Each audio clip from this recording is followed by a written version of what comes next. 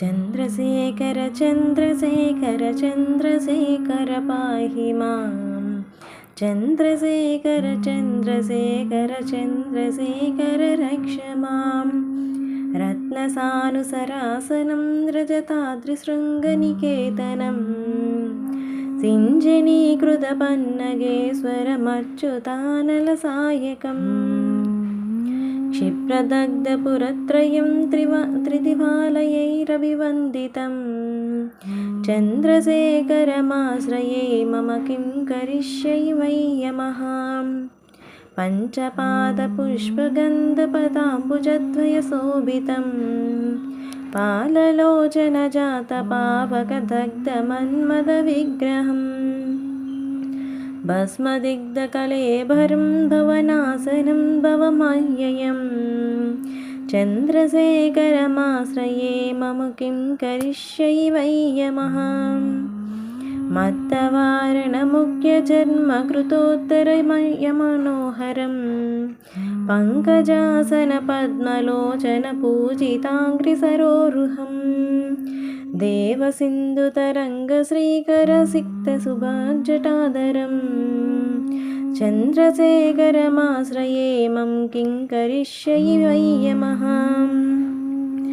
यक्षराजसकम्बगाक्षहारं भुजङ्गविभूषणं शैलराजसुतापरिष्कृतचारुवामकलेभरं श्वेलनीलगलं परस्वधाधारिणं मृगाधारिणं चन्द्रशेखरमाश्रये मम किं करिष्यै कुण्डलीकृतकुण्डलेश्वरकुण्डलं वृषवाहनं नारदादिमुनीश्वरोत्तवैभवं भुवनेश्वरम् अन्धकान्तकमाश्रितामरपादपं समनान्तकं चन्द्रशेखरमाश्रये मम किं करिष्यै भेषजं भवरोगिणामखिलापदामपहारिणं दक्षयज्ञविनाशनं त्रिगुणात्मकं त्रिविलोचनं भक्तिमुक्तिफलप्रदं सकलागसङ्गनिवारणं चन्द्रशेखरमाश्रये मम किं करिष्यै भक्तवत्सलमर्चितं निधिमक्षयं हरिदम्बरं सर्वभूतपतिं परात्परमप्रियं मनुत्तमं सोमवारिणभूहुतासनसोमपानिकुलाकृतं चन्द्रशेखरमाश्रये मम किं करिष्यै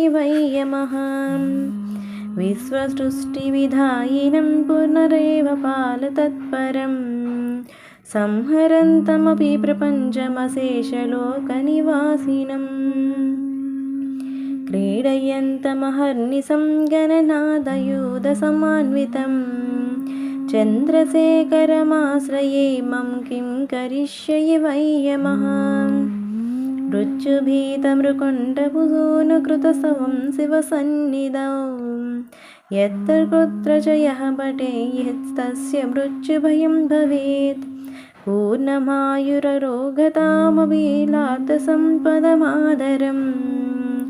चन्द्रशेखर एव तस्य ददाति मुक्तिमयत्नतः। इति श्री माघमहत्ये मार्कण्डेयकृतं श्री चन्द्रशेखराष्टकं सम्पूर्णम्।